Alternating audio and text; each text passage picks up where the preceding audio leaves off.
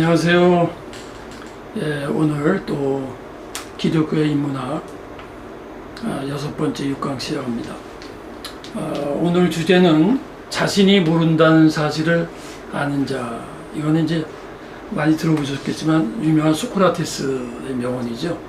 소크라테스가 당시 소피스트들 뭐 철학자라고도 볼 수 있지만 약간 좀 철학자에게는 조금 좀 전문성이 떨어진 그런 말쟁이들인데, 소크라테스가 이렇게 말했죠.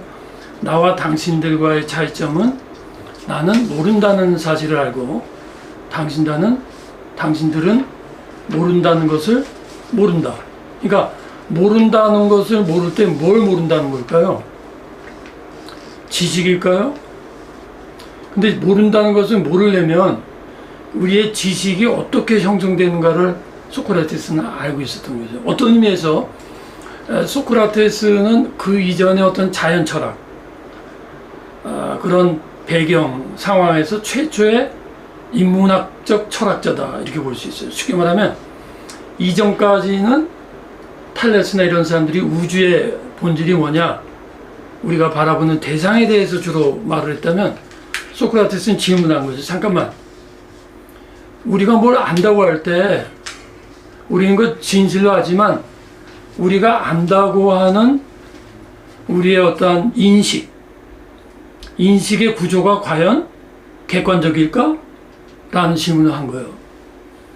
그것이 우리 현대의 칸트가 그것을 아주 세분화해 가지고 순수이즘 비판해서 인간의 인식이 인간의 인식 구조에서 나온 걸 뿐이다. 이제 오늘 그 강의를 이제 주로 하려고 합니다. 그래서 6강, 7강, 8강, 그러나 주제는 하나입니다. 지금 6강은 인간 인식의 구조적 특성. 그 다음 두 번째는 인간 인식의 현상, 거기서 나타나는 여러 가지 이제 현상. 셋째는 약간 다 비슷하지만 조금씩 다른 관점에서 인간 인식의 틀, 이런 거 가지고 해보겠습니다. 그래서 5강을 이게 이어지는 강의이기 때문에 잠깐 간단하게 다시 한번 요약하면, 5강 내용은 미신, 맹신으로부터의 탈출, 이렇게 제목을 가지고서 이렇게 말했죠. 신앙의 유무, 신앙이 있는가, 신앙이 없는가, 하나님을 믿는가, 무신론자인가. 그것도 중요하지만 신앙이 있고 하나님을 믿는다 할지라도 그 신앙의 내용이 과연 올바른 것인가 아니면 잘못된 것인가 얘기하면서, 왜 신앙의 내용이 중요하냐 하면 종교의 기능 때문에 그래요. 종교의 기능이란 뭐냐면 모든 우리의 영역, 처음 강의 때 말씀드렸지만 정치, 경제, 문화, 예술, 모든 영역의 근원이 종교에서 나오는 거예요. 그러니까 종교가 잘 되면 다른 영역도 잘 되고, 종교가 무너지거나 흔들리면 다른 영역도 같이 운명을 하는 거예요. 그래서 마치 건물의 기둥과 같은 역할이다. 그래서 종교가, 오늘날 우리 많은 종교가 있지만 종교가 사람들에게 생명의 길, 삶을 윤택하게 하고 있는가 아니면 사망의 길을 주는가.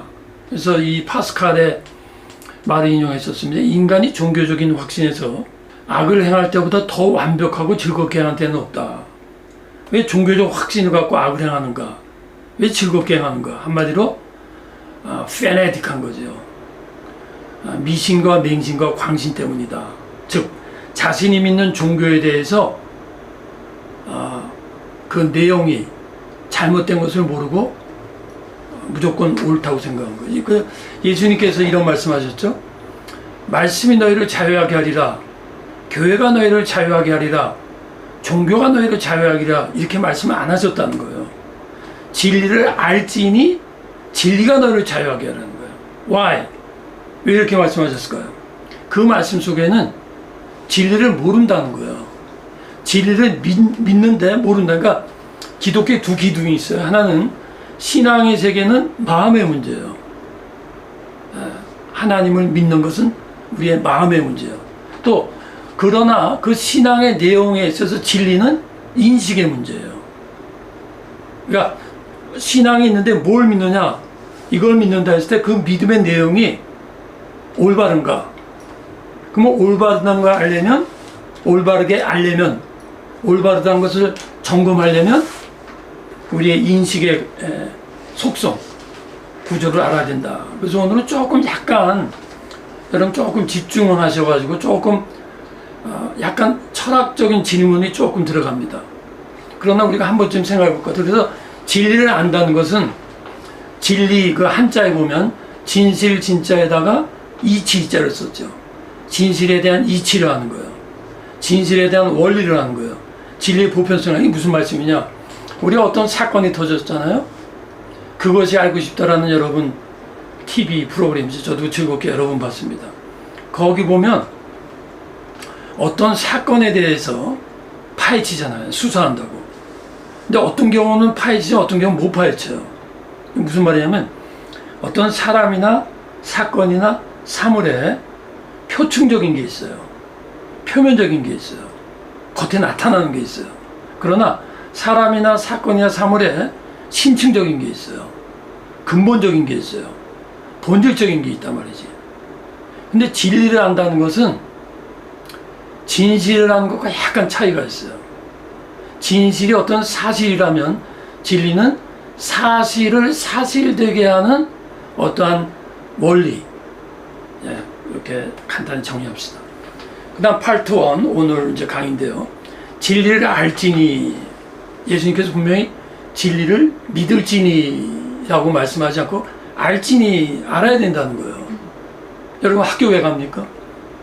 세상 학문을 알기 위해서 가잖아요. 근데 세상 학문도 진리죠. 근데 예수님이 진리를 알지니 할 때 보세요. 진리를 알기 위해서 필요한 게 있어요. 무슨 말입니까?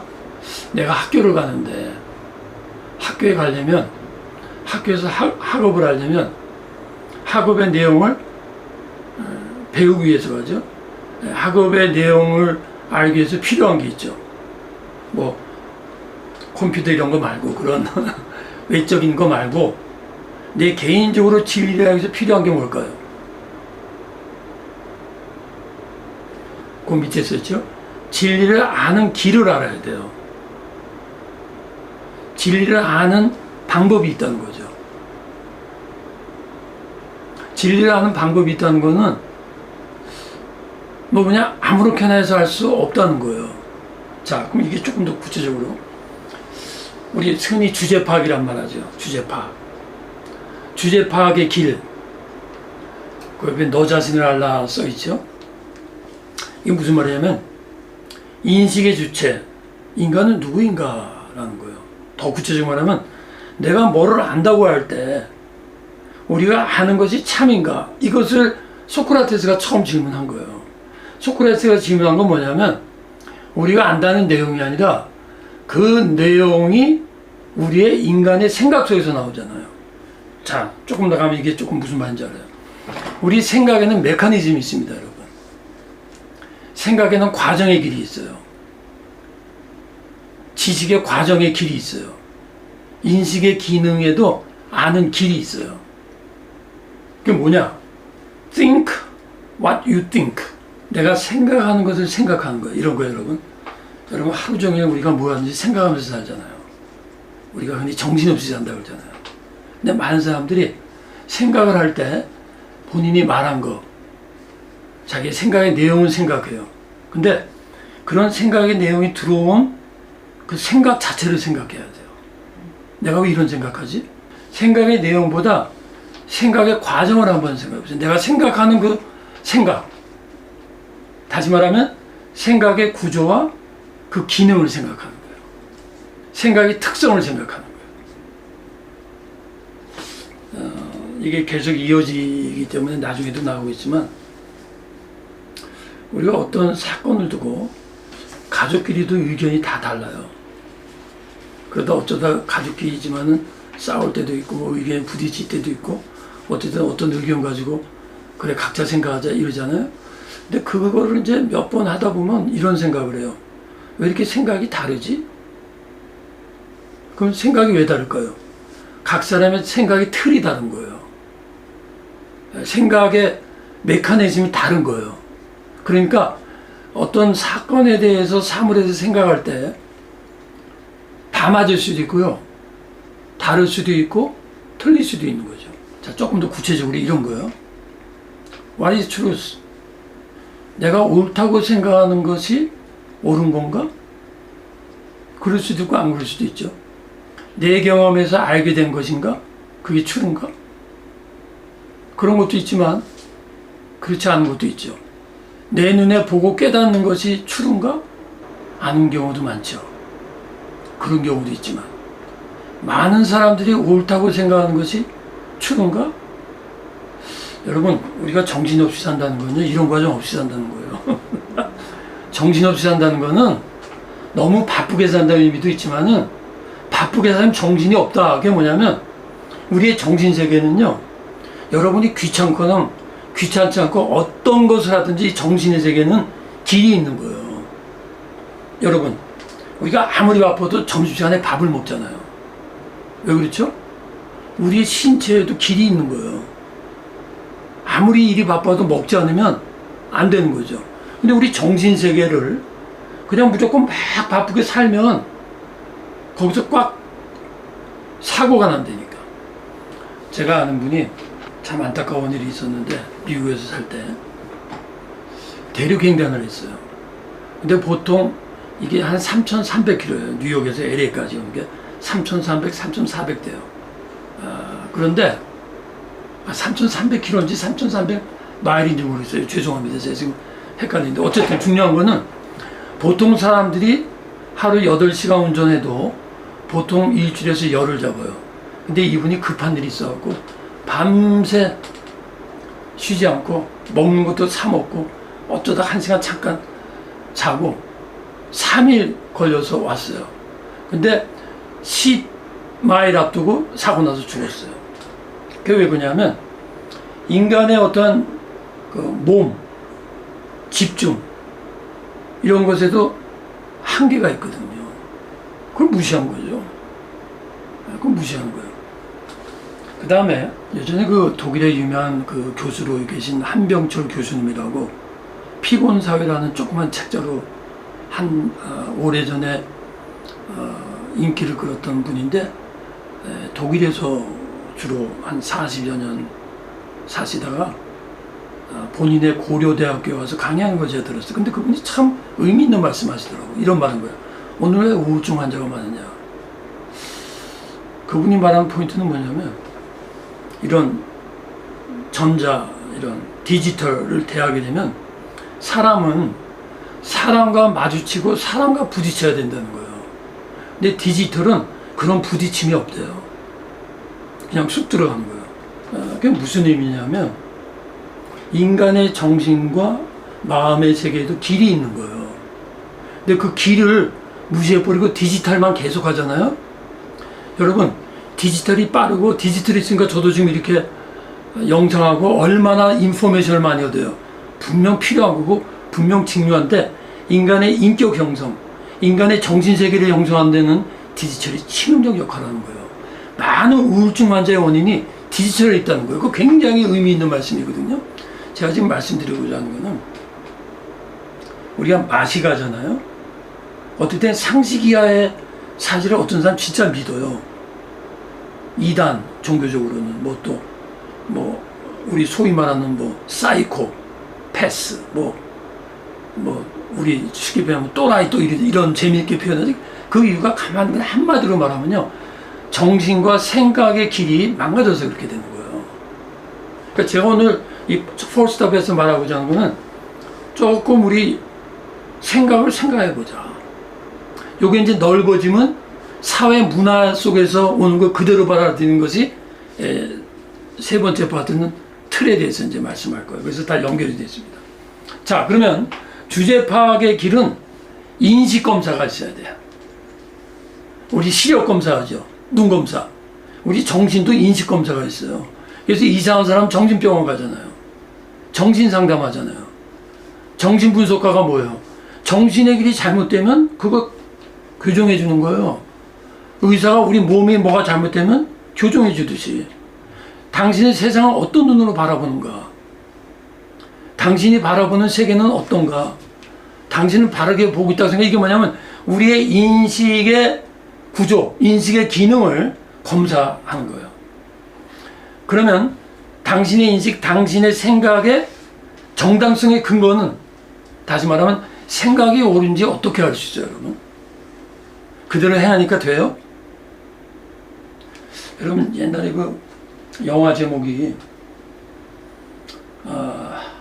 그 유명한 영화인데, 정신병원에서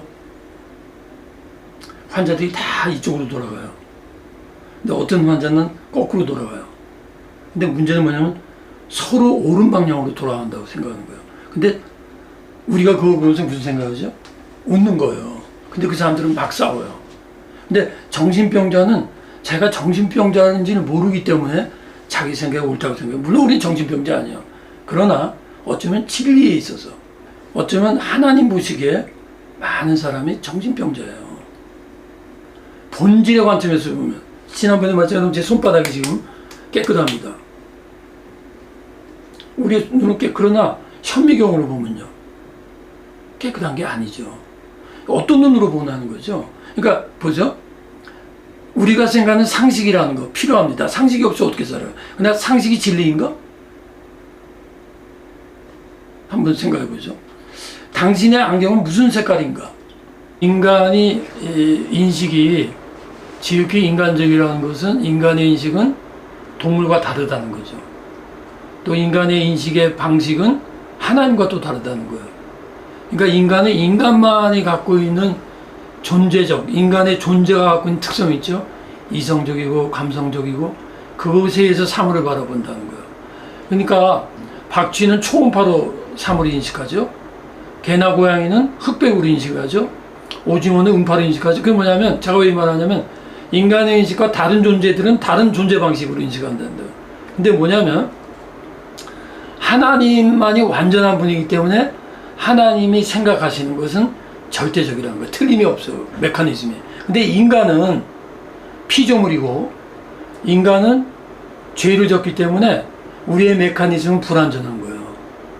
그러니까 인식에 한계가 있고 인식이 왜곡되는 거예요. 마치 우리 시력이 어떨 때는 착각하고 어떨 때는 잘못 보잖아요. 우리 인식도 그렇다라는 거예요.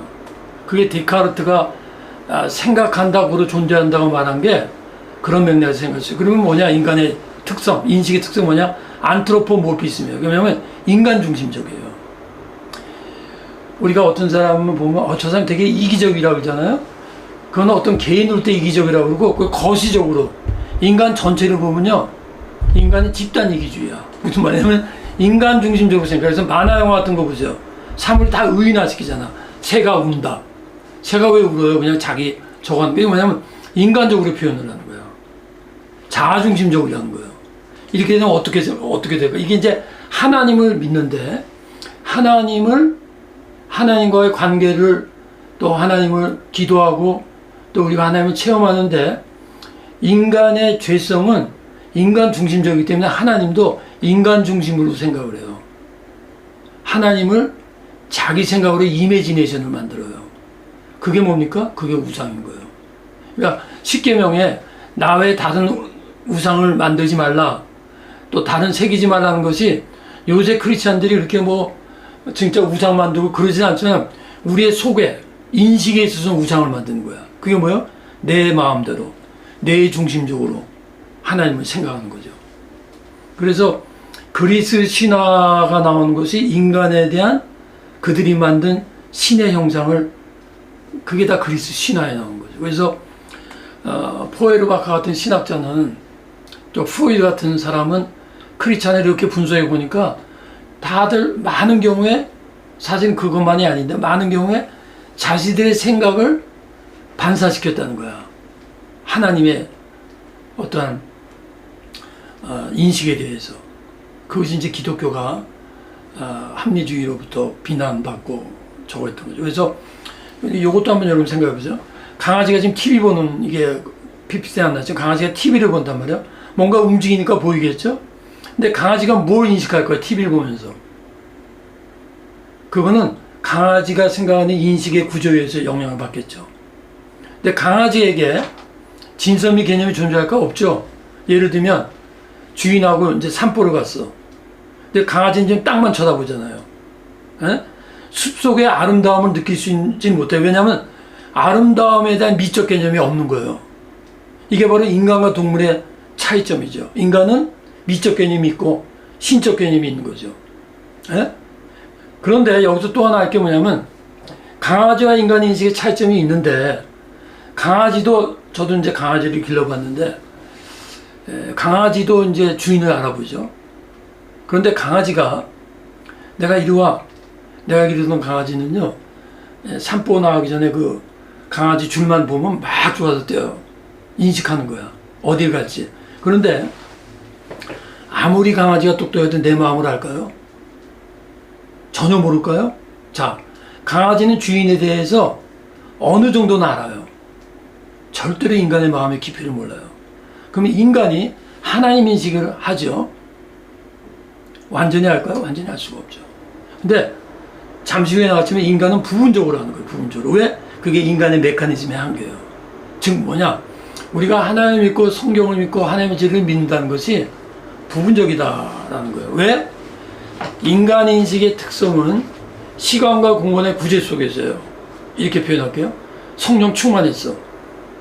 성령 충만하면 시간과 공간의 제한을 받을까 안 받을까요? 자, 성령 충만해요. 그러면 인간의 타락에 의한 죄성이 들어갈까요? 안 들어갈까요? 자, 성령 충만해요. 그러면 인간이 갖고 있는 한계성, 그것에 영향을 받을까요? 안 받을까요? 사도행전에 보면 베드로라고 하는 사도가 2장 3장에 보면 성령 충만합니다. 그래서 예수를 부인했던 베드로가 생명을 목숨을 두려워하지 않고 강하게 전도합니다. 그런데요, 사도행전 10장 11장 가면 고넬료라고 하는 이방인에 대한 선교의 그 내용이 나옵니다. 근데 베드로에게 하나님이 환상을 보여줘가지고 이방인에게끔 가게 만드는, 무슨 말이냐면 베드로는 성령 충만했어도 이방인에게는 선교할 수 없다는 인식에서 못 벗어났어요. 이게 왜 이 말씀을 드냐면 크리스찬은 항상 겸손해야 돼요. 우리 인식이 한계가 있다는 거죠. 그래서 칸트 같은 사람은 인간 인식의 한계, 생각의 한계, 지성의 한계를 밝힌 사람이에요. 그래서 칸트가 하나님을 안 믿지 않느냐 그러지 않고 인간이 이성으로서는 하나님을 알 수 없다. 그걸 밝힌 사람으로 우리가 볼 수 있죠. 그래서 우리가 인간의식, 인간인식 대상에 있어서 뭐 이런 여러 가지 이제 뭐 특성이 있는데 고대에는 신화적으로 의식했고 중세에는 신비 경외감이 있었고 근대에는 합리적이었고 현대에는 실존적이고 상대적이다 이런 게 있는데 중요한 것은 이겁니다. 진리의 근원이 우리 인식 너머에 그 뿌리를 두고 있다면 그것이 우리에게 불합리적으로 들리는 것은 당연하다. 그렇죠. 그래서 칸트 같은 사람이 인간의 이성으로는 하나님을 알 수 없다라는 말을 한 거죠. 만약에 합리적으로 들린다면 그것은 3차원 공간에 익숙한 우리의 인식 범위 안에 있다는 의미다. 그런데 인간의 인식 범위 안에서 이해할 수 있는 것은 참 진리의 근원이 될 수 없다. 너무 당연한 얘기죠. 그래서 지구상의 불가사의 현상은 3차원 공간에서는 절대로 설명할 수 없는 것들 분위기 때문이다. 여기서 우리가 인간 인식에 한계가 있다. 인간의 메커니즘이 상대적이란 말은 기독교 용어로 말하면 이렇게 볼 수 있어요. 인간의 지성, 생각하는 거예요. 생각의 메커니즘, 인간의 감성, 인간의 도덕성이 죄성으로 왜곡이 됐다. 이게 무슨 말이냐면 우리는 인간이 죄를 짓고 인간이 죄인이다 라고 생각하면 도덕적으로 영적으로 하나님 앞에 죄를 졌다라고 생각을 해요. 맞죠? 근데 그게 구체적으로 어떻게 나타나냐면 인간의 지성은 죄가 들어오면 이게 파괴가 되는 거예요. 고장난 자동차 같이 되는 거예요. 근데 자동차가 고장이 나도 완전히 깨어지면 달리지 않지만 어느 정도 고장이 나면 가다가 멈추다 그러는 거예요. 자, 인간의 감성이 죄성으로 변질됐다는 건 무슨 말이냐면, 이전에도 한번 말했지만, 제가 옛날에 그 영화를 봤는데 굉장히 잔인한 영화예요. 근데 그 잔인한 영화가 아니라 그 액션 영화인데 잔인한 장면이 나와요. 근데 그 잔인한 장면을 보고 앞에 있는 청년들이 막 좋다고 웃더라고. 그게 감성이 변질된 거예요. 그리고 사람이 안 되고 사춘이 받치지 않으면 배가 아프다, 이런 것들이 인간의 재성이 감성적으로 나타나는 현상이죠. 도덕적으로 뭐요? 우리의 행함이 내가 원하는 대로 안 되는 거예요. 예수님과 우리의 차이는, 예수님은 지성적으로도 완전히 이해하시고 감성적으로도 우는 사람과 함께 우시고 웃는 사람과 함께 웃고 축하해줘요. 도덕적으로는요, 우리는 이게 옳은 거야, 해야 돼. 근데 못하죠. 예수님은 옳은 건 100% 하세요. 그리고 예수님도 죄의 유혹을 받았지만 우리는 죄의 유혹을 받으면 이건 하면 안 돼, 그래. 근데 한다고. 예수님은 하면 안 되는 거야, 그러면 안 해요. 이것이 바로 차이점이다. 그래서 성경은 이렇게 말합니다. 우리가 지금은 거울로 보는 것 같이 희미하나 그때는 얼굴과 얼굴을 대하여 볼 것이요, 지금은 부분적으로 하나니 그때는 주께서 날 하신 것 같이 내가 온전히 하리라. 여기서 부분적으로 한다는 것이 제가 이제까지 말한 인간 인식의 틀, 인간 인식의 한계성에서 오는 진리에 대한 인식이다. 여기까지 하겠습니다. 또 이어서 하겠습니다.